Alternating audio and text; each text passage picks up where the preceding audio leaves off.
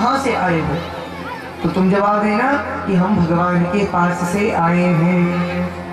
ठीक है? बच्चे ने कहा ठीक है। अब उस दिन की बात है जिस दिन प्रोफेसर आए थे। अब उनका आना हुआ सज्जनों, और जैसे ही वो आए तो उन्होंने आते ही एक क्लास में प्रवेश किया, घुस गए भैया वो। और जाते ही उन्होंने बच्चों से प्रश्न किया, क्या कि बताओ तुम सब कहां से आए हो? स्टार्टिंग कहां से हुई है तुम्हारी जीवन की? कहां से आए बताओ? तो बहुत देर तक तो कोई ने कुछ नहीं कहा। जो टीचर खड़े थे उनका भी चेहरा लाल पड़ गया। मैंने इतने अच्छे से ढंग से सिखाया था और फिर भी कुछ जवाब नहीं दे रहा कोई, और बहुत कुछ समझाया था फिर भी उसका ये रिजल्ट निकला। और इतने सब के बाद भी तो कोई खड़ा नहीं हुआ। तो टीचर ही कहने लगे, बेटा तुम डरो मत, जवाब दो, खड़े हो। कितने भी जिस बच्चे से कहा था ना कि तुम्हें जवाब देना है, उसका दोस्त खड़ा हुआ, कहा टीचर जी जो बच्चा भगवान के पास से आया है ना, आज वो बीमार है, तो आज मैं उसका एप्लीकेशन लेके आया हूँ, आज घर पे ही रह गया। तो देखा आप लोगों ने, कभी कभी बंदी बंदी बात में बिगड़ जाती है, तो कभी कभी भगवान की कृपा होती है तो अच्छे अच्छे काम भी बनते चले, मतलब बिगड़ते काम भी बन जाते। ऐसी है भगवान की बात, कहीं धूप कहीं छाँव। तो आप लोगों ने देखा कि लक्ष्मी का समर्पण अगर नारायण में हो तो लक्ष्मी जी हमारा कल्याण करती है। और धन को किस तरह से विभाजित किया जाए इसके बारे में भी शास्त्र हमें बताते हैं। क्या बताया गया है? धर्माय शिषेर्थाय कामाय स्वजनाय च पंचधा विजनमेतं मिहामुत्र च मोदते। तो 5 तरह से वित्त का विभाजन अगर किया जाए तो उत्तम। कैसे? 5 स्थान। पहला स्थान कौन सा है? धर्माय। अगर आप लोग अपने धन को अगर 5 हिस्से करते हो, यानी 1 लाख रुपए अगर खर्च के लिए आप लोगों के पास है, तो आप लोग 20-20 हजार के 5 हिस्से करो। और पहला हिस्सा कहाँ पे लगाओ? धर्म।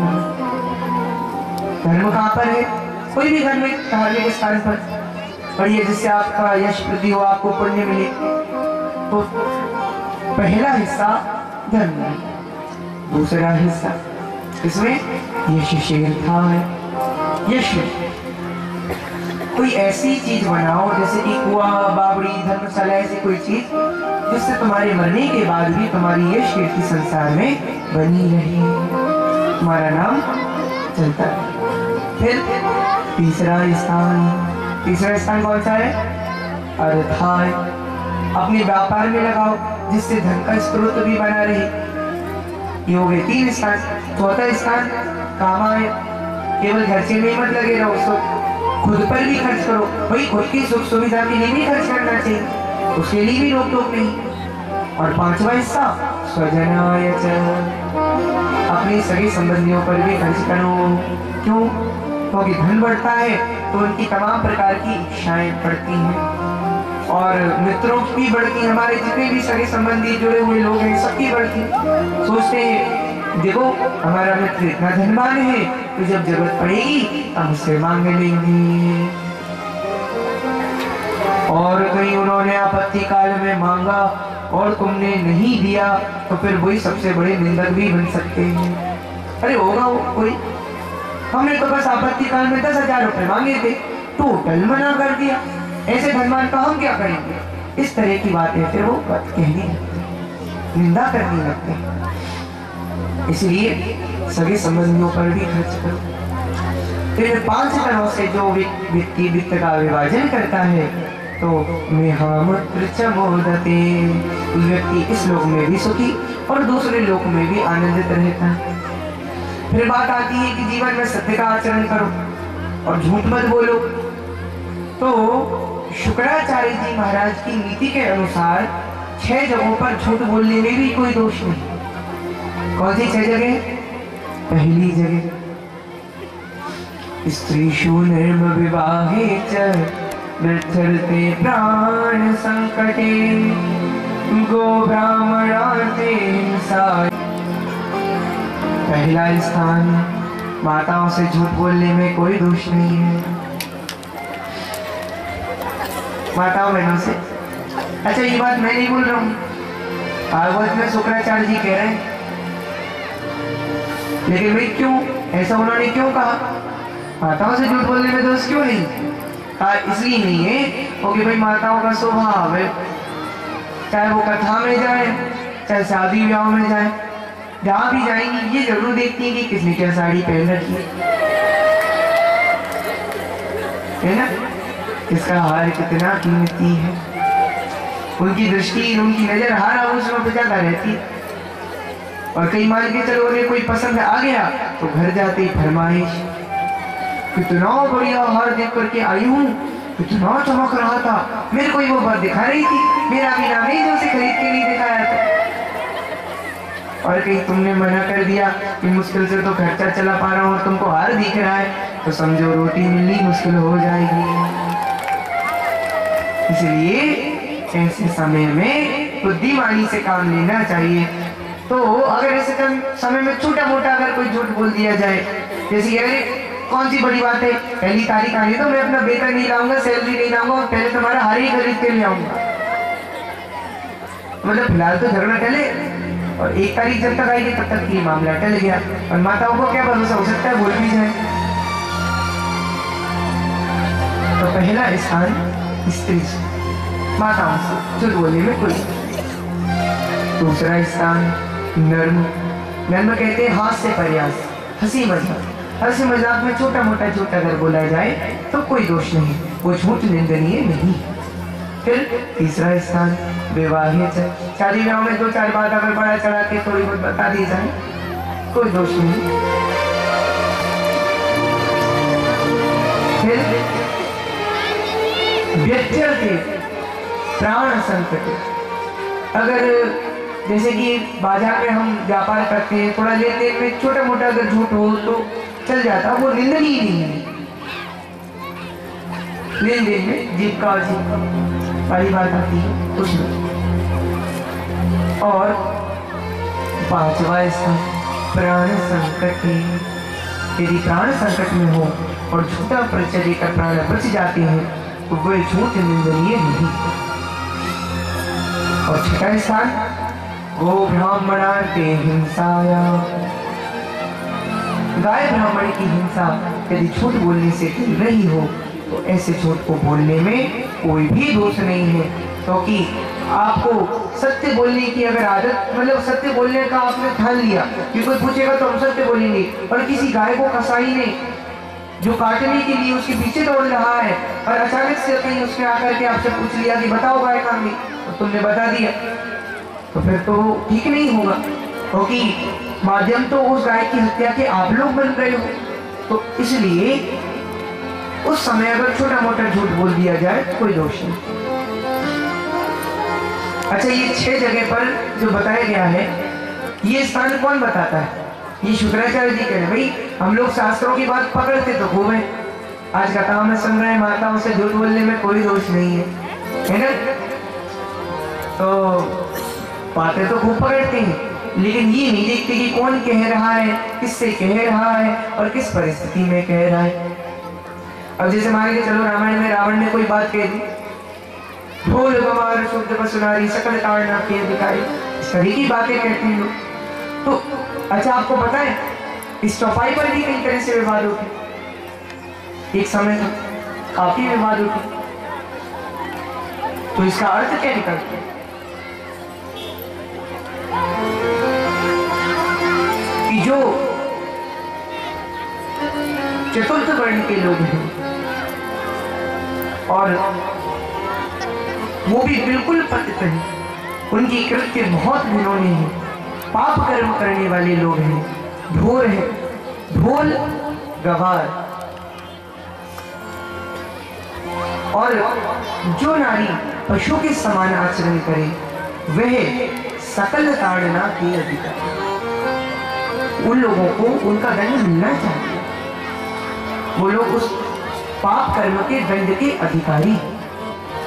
इस तरह की कई बातें आती हैं जिनका हमें अर्थ पता रहता नहीं और हम लोग पकड़ लेते हैं। अच्छा मान के चलो रामायण में यदि ये बात कही कि ढोल गवार शुद्ध पशु नारी सकल ताड़ना के अधिकारी, हमने बात तो पकड़ ली, कहानी की है, रामायण में लिखी, हमने देखी थी, लेकिन ये नहीं देखा कि कौन कह रहा है, किससे कह रहा है, किस परिस्थिति में कह रहा है। अभी बात तो मान के चलो समुद्र कह रहा है अपने को जड़ मानकर, हम लोग तो मूर्ख बन गए। इसलिए संदर्भ प्रसंग पर भी हमें ध्यान देना चाहिए। तो ये बात कौन कह रहा है? ये बात कह रहे हैं भैया शुक्राचार्य जी, उनकी दैत्य नीति के अनुसार। अगर आपको नीति पसंद आती है तो आप बिल्कुल इसे आजमा सकते हो। बल्कि मैं तो कहूँगा अगर इसके अनुसार भी अगर हम अपने जीवन में झूठ बोलना कम कर दें, केवल इन स्थानों पर ही अगर हम झूठ बोले, तो मुझे तो लगता है कि जो लोग दिन भर ही झूठ बोलते रहते हैं, 24 घंटे ही झूठ बोलते रहते हैं, जिधर देखो उधर झूठी झूठ बोलते रहते हैं, उनका थोड़ा झूठ कम तो होगा।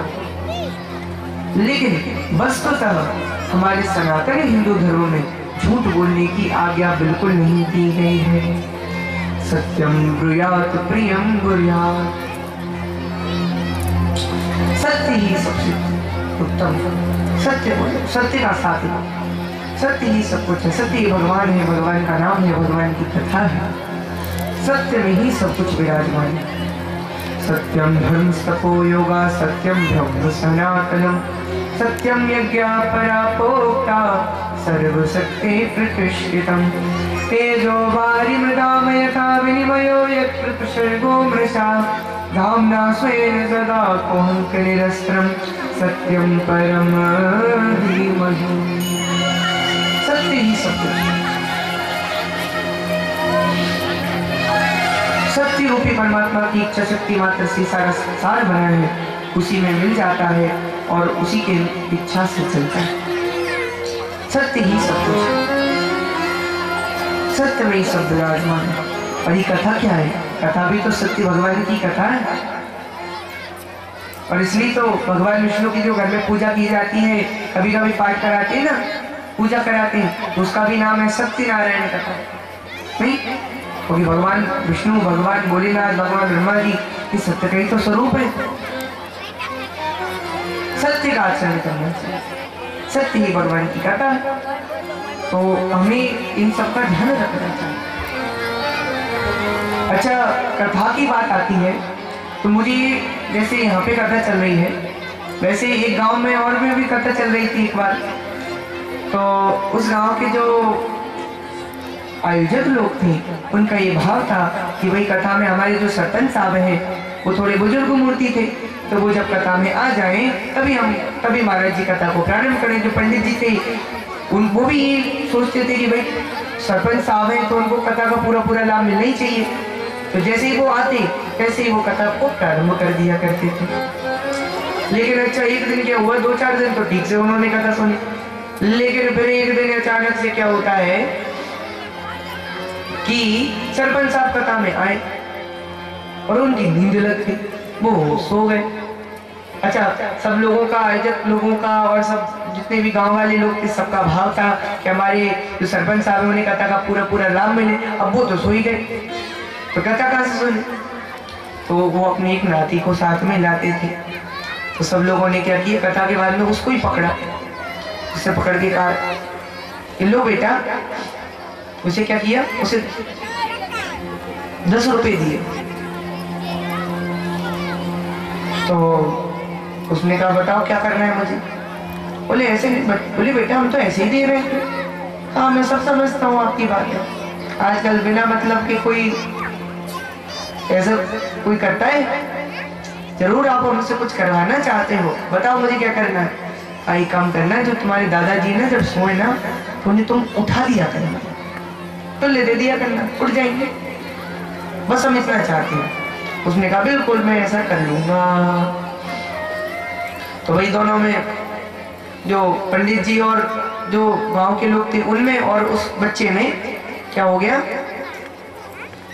दोनों में समझौता हो गया। अच्छा, समझौता होने के बाद में अगले दिन जब सरपंच साहब आए और नींद लगने लगी, उस बच्चे ने टुल्ली दे दी, एकदम ऐसे उठा दिया उन्हें, एकदम ऐसे उठे, अरे क्या हुआ क्या हुआ क्या हुआ। कथा सुनना पड़ी, पूरी कथा सुननी पड़ी, तब तक वो उठाते ही रहे, बेचारे बिल्कुल नींद नहीं ले पाए। तो जब सरपंच साहब परेशान हो गए तो दूसरे दिन आए और उसके जस्ट एक दिन बाद जब उनकी नींद लगी तो उस बच्चे ने फिर उन्हें नहीं उठाया। बाद में कथा के बाद सब लोगों ने पूछा, बेटा तुमने पहले दिन तो बढ़िया किया था, उनको उठा दिया था, सोने से रोक दिया था, उन्होंने कथा भी सुन ली थी, लेकिन दूसरे दिन आज के दिन तुमने क्यों नहीं किया, आज तुम्हें क्या हो गया था। कहा मैंने इसलिए नहीं उठाया क्योंकि आप लोगों ने मुझे दिए थे 10 रुपए कि मैं उनको उठाऊं और उन्होंने मुझे दिए 50 रुपए कि मुझे सोने से मत उठाना।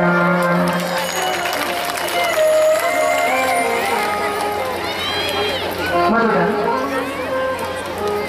अच्छा, उनकी विडंबना थी कि वो सरपंच साहब की जो बहू थी वो बेचारे बच्चों को खुद काम करती थी और घर में उन्हीं को सौंप देती थी बच्चे। अब बच्चों का तो छोटे बच्चों को तो आप जानते हो शरारत करती ही रहती, बेचारे थक जाते थे, सोचते थे कथा में आके निक में आराम कर लूं, और उतने में भी बच्चे परेशान करना शुरू कर दिया करते थे। तो कभी कभी ऐसा भी होता है। और अगर लक्ष्मी की बात आती है तो लक्ष्मी से मुझे एक और बात याद आती है कि आजकल व्यक्ति का जो मन है वो फ्री चीजों के पीछे बहुत पड़ता है। नहीं, फ्री चीज अगर मिल जाए इंसान को तो, और वो भी कोई बड़ी चीज और आसानी से मिल जाए, तो व्यक्ति या तो उसका महत्व नहीं समझता या फिर पहले तो बड़ा खुश हो जाएगा। तो उसे फ्री की चीज मिल गई, कब? जब वो फ्री की चीज बहुत बड़ी हो, बहुत मूल्यवान हो और कहीं और उसे पैसे खर्च करके मिलते। फ्री की चीज। एक बार क्या हुआ कि कुछ लोग थे, 4-5 व्यक्ति, वो लोग भोजन करने की इच्छा से चले जा रहे थे गाड़ी में बैठकर। तो उन्होंने देखा कि एक जगह होटल खुला है और उस होटल के बाहर एक स्टाम्प लगा हुआ है और उस पर लिखा क्या हुआ है, ये लिखा हुआ है कि इस होटल में आप कुछ भी खाओगे तो उसका बिल आपको बिल्कुल नहीं भरना पड़ेगा, ये बिल आपका नाती भरेगा। उन्होंने कहा ये बढ़िया सिस्टम, अपन तो आगे बढ़िया फ्री हो जाओ, नाती को आना हो तो आएगा, नहीं तो नहीं आएगा।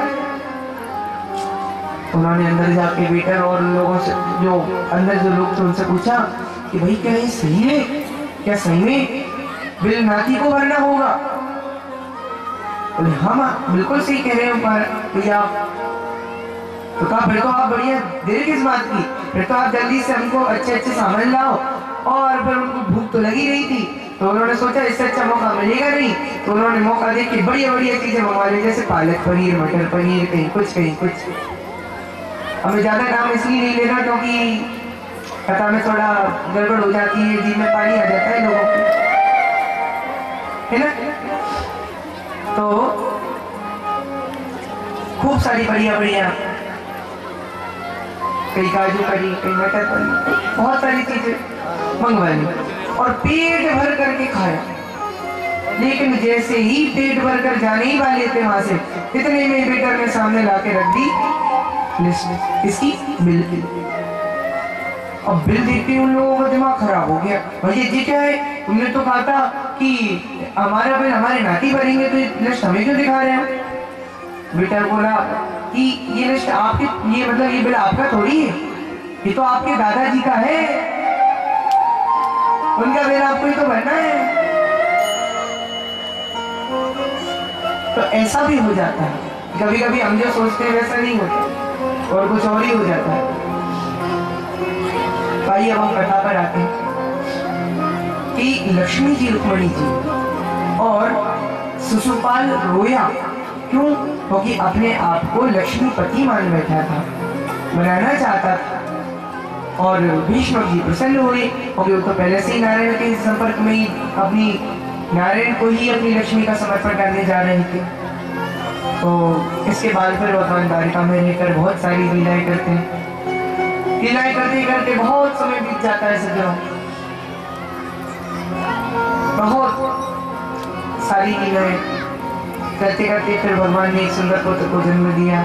एक सुंदर पुत्र का प्रागट्य हुआ जो कि कामदेव का स्वरूप है, जिनका नाम है प्रद्युम्न। बोलो प्रद्युम्न जी महाराज की। सज्जनों, प्रद्युम्न पता है कौन है? ये कामदेव का स्वरूप इसलिए है, इसके पीछे कई दो कारण मुझे पता है, और कोई कारण हो तो वो मुझे याद नहीं। दो कारण तो मुझे पता है कि एक कारण तो ये है कि जब भगवान श्री कृष्ण और गोपियां सब मिलकर रास कर रही थी और कामदेव आया था, तो भगवान और उसमें दोनों में समझौता हुआ था कि दोनों में से जो हारेगा वो सामने वाले का पुत्र बन करके आएगा। तो भगवान का वहां पर विजय पताका वहां पर भगवान की पहराई, यानी भगवान जीत गए युद्ध में। तो परिणाम स्वरूप जो कामदेव है वे भगवान का पुत्र बन करके आना उसने स्वीकार कर लिया। एक तो ये कारण, और दूसरा एक कारण ये भी है कि आप लोगों को याद है कि भगवान भोलेनाथ का विवाह जब नहीं हुआ था और तारकासुर को मारने के लिए शिव जी को समाधि से उठाना जरूरी था, उस समय सबने कामदेव को भेजा था और उसने कैसा कमाल दिखाया। भय काम बस जोगी तापस पावरण की को कही, देखई चरा चरणारि में दे ब्रह्म में दे कतरे, अबिला बिलो कई पुरुष में जग पुरुष सब अबलामय, द्विखंड दुर्भरि ब्रह्मांड भीतर काम कृत कौतुक अयम। कामदेव ने अपना खेल चलाया, बसंत ऋतु को बुला लिया, सब तरफ खुशहाली छा गई और कई तरह की प्रकृति का उसने वहां पर दर्शन कराया। बहुत तरह से भगवान को उठाने का प्रयास किया, लेकिन जब नहीं उठे तो छाड़े विषम विषक उर लागे, टूटी समाधि शंभु तब जागे। उसने 5 विषैले और जहरीले बाण शिव जी के ऊपर छोड़ दिए जो सीधे भगवान भोलेनाथ के हृदय में लगी और उनकी समाधि टूट गई। और जैसे ही उन्होंने कामदेव को आम के पेड़ के पत्तों के पीछे छुपा बैठा देखा तो क्रोध का पारावार नहीं रहा और भोले बाबा ने अपना तीसरा नेत्र खोल दिया और देखते ही देखते कामदेव जल करके भस्म हो गया। तीसर नयन उगारा चितवत काम भयं जरिता। तो कामदेव जल करके भस्म हो गया। लेकिन बाद में रति आई और अपने स्वामी की ये दशा देखकर रोने लगी, बिलखने लगी। तो मेरे भोले बाबा बड़े भोले भाले हैं। एक असहाय स्त्री पर दया और कृपा करते हुए भोले बाबा ने उसे आशीर्वाद दिया कि रति, तुम्हारा पति भगवान श्री कृष्ण के पुत्र प्रद्युम्न के रूप में उत्पन्न होगा, तब तुम्हारी उनसे भेंट हो जाएगी। सुनकर के रति भी प्रसन्न हुई और वहां से चली गई। बाद में उनके इस निर्णय को लेकर के सभी देवी देवता वहां पर उसके बाद आए और उन्होंने भगवान की पहले तो स्तुति की। सब सुर विष्णु विरंच समेता, गए कहाँ जा शिव कृपा निकेता, काम जारी रति कहु बर दीना, कृपा सिंधु ये अति बलहीना। प्रभु, आपने कामदेव को बलि चला दिया हो, लेकिन रति को आपने जो वरदान दिया तो बहुत अच्छा किया।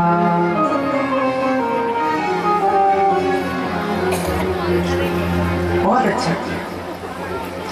और इसीलिए सज्जनों, जब भगवान इसी कारण से प्रभु का कामदेव का भगवान का पुत्र बन करके आना हुआ और उसने एक पुराने शत्रु दुष्ट समरासुर का भगवान का जो शत्रु था उसका भगवान ने अपने पुत्र के माध्यम से वध करवाया है।